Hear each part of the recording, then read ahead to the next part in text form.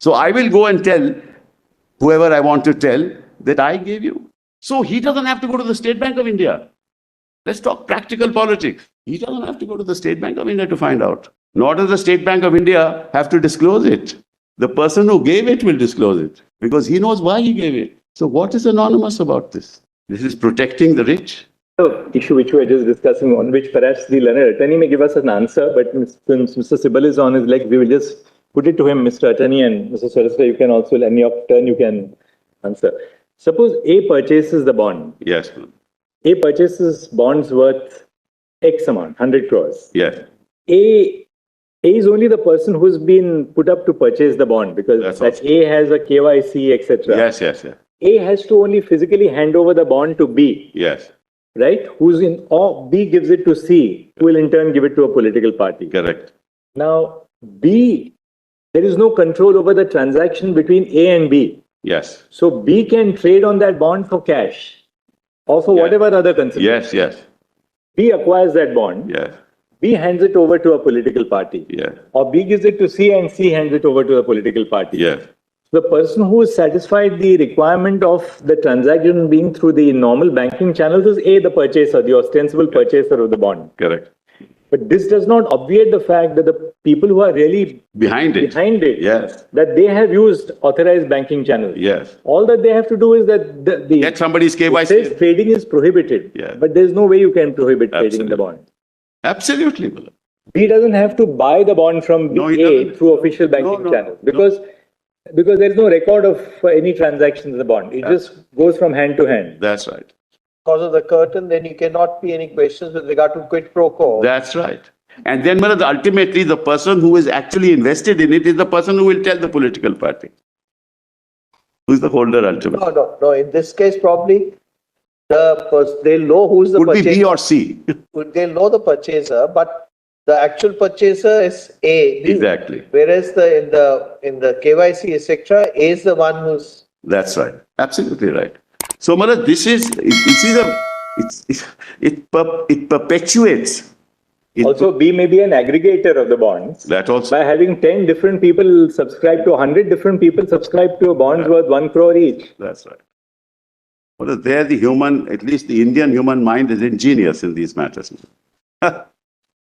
We control the economy of the world in many ways.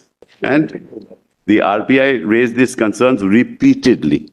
Who is the electoral owner of that? Who is the bona fide owner of that bond? Electoral bonds are bearer banking instruments. It's exactly what my Lord the Chief Justice said.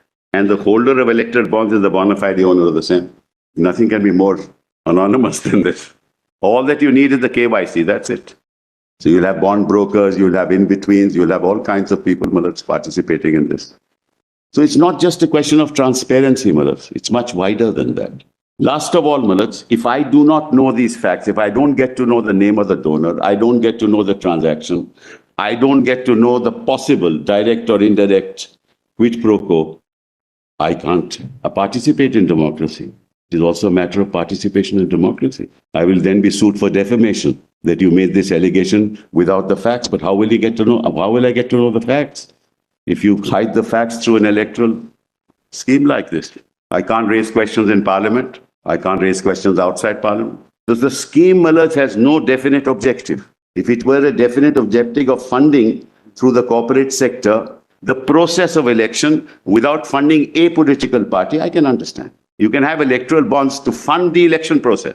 But what you're doing here is you're funding a party. It's different. The object is different. So you call it electoral bonds, but these are not electoral bonds. And the limit of expenditure has nothing to do with it. Well, it's 123(6) of the Constitution, of the Representation of People's Act, talks of expenses, corruption, an act of corruption beyond 95 lakhs now.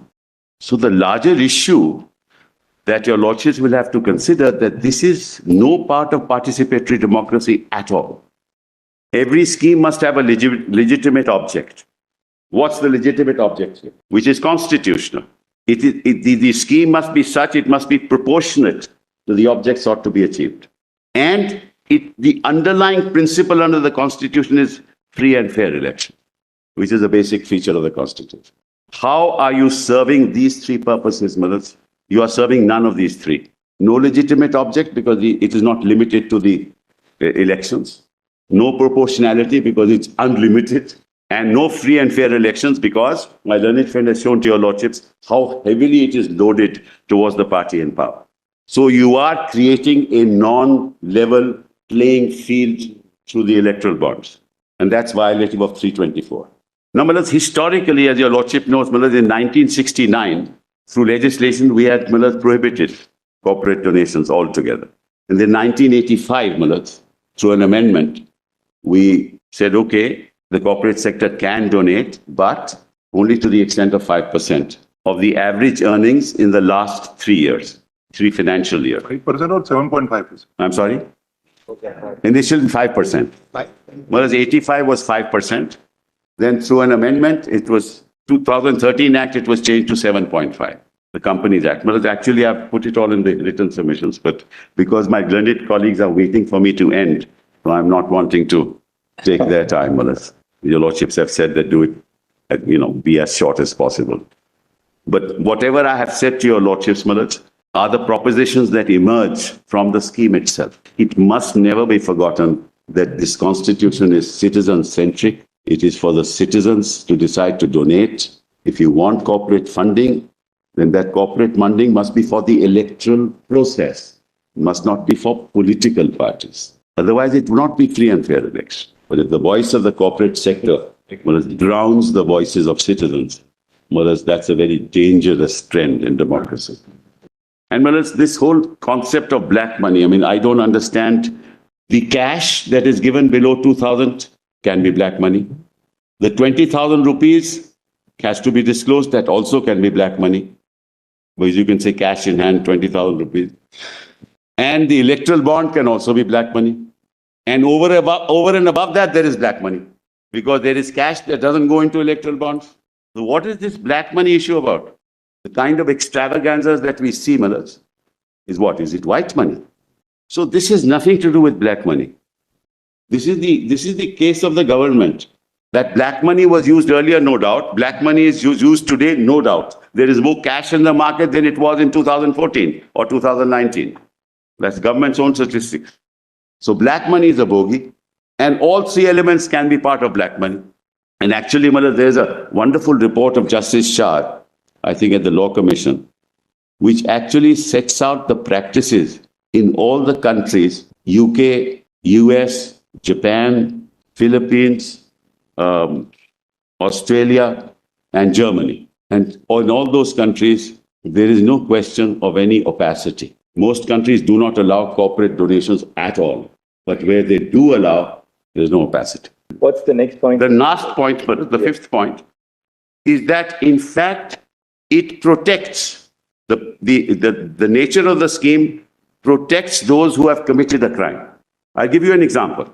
Under the Prevention of Corruption Act, Section 7 of the Prevention of Corruption Act, you give money to a public servant. Members of Parliament are public servants. Many members of the political party who are in the fray are public servants. Now, as your lordship knows, under Section 7, you can also prosecute a person in anticipation of a favor, not just having granted a favor. So you give a donation, no questions asked, you get a favor, you cannot correlate one with the other, and I can't prosecute you. This is a scheme to protect criminals from being prosecuted. Just read Section 7 with me. This is also true under the PMLA. Because a predicate offense has been committed, it results in proceeds of crime. You'll never get to know. Rather than furthering the rule of law, it stymies it. That's the other Article 14 argument. You'll never know who bribed whom, how much was the bribe for, what quid pro quo was there. You'll never get to know. That there is quid pro quo, is in my first submission. That capital and influence go together. Nobody can doubt that proposition. So in effect, through this scheme, you are trying to protect those people. Where the source of the money is, my learned friend has argued, I don't want to repeat anything that he has said. And let's see what is the scheme. If it's less than 2,000 rupees, it's cash. If it's more than 20,000 rupees, the name of the donor has to be given. And if it is electoral bonds, nothing. That's the 3 layers of the scheme. So while the donor's name will be given if it's more than 20,000 rupees, right? And so ordinary, ultimately, let's put it this way. This constitution is for the citizens of this country to participate in the election. The corporate sector is not a voter. The citizen is the voter. The citizen should be entitled, is entitled to contribute. If he gives more than 20,000 rupees, his name will be there. But the corporate sector, who is not a citizen, can donate 10 crores, 100 crores, his name will not be there. What's the rationale for that? I, as a citizen's name, it will have to be disclosed. So, is the corporate sector is being granted a privilege over a citizen of this country? That privilege of anonymity? How is he more privileged than a citizen who is at the heart of the Constitution of India? How is he being given a preferential treatment? Why? Because you want to enrich yourself through this scheme. And enrich yourself because you're in power. Whereas the opposition may be in power in a state. They will also enrich themselves. This is not political. Because all business will actually be attracted towards this scheme because this is one way of getting access. I just pardon me, Maharaj, for saying so from personal experience. If people donate, Maharaj, we know who is donated. He will give me a call and say, sir, I want to come over. I will hear him. But if I don't know his name who is donated, Maharaj, I won't listen. How many calls will I answer? So you get access, straight away you get access. And all this anonymity that we're talking about is really not anonymous. Because the person who donates will go and tell him orally that I gave you such and such money. This is the amount I gave you, 100 crores. Only he will know that he gave. The anonymity would exist only if it was truly fungible. That's right. In which case, if it's truly fungible, like a demat account, in which case, you give it to, say, the election. Then it's anonymity. And then it is, then it becomes anonymous. That's right. Now it is not. In fact, it is not anonymous if you ask me. That's my submission. Because I have given 100 crores, I know that I bought a bond. My learned friend, Mr. Shant Bhushan said, no, he'd give it to a third person. Doesn't matter. But who is interested in that bond? The person who bought the bond.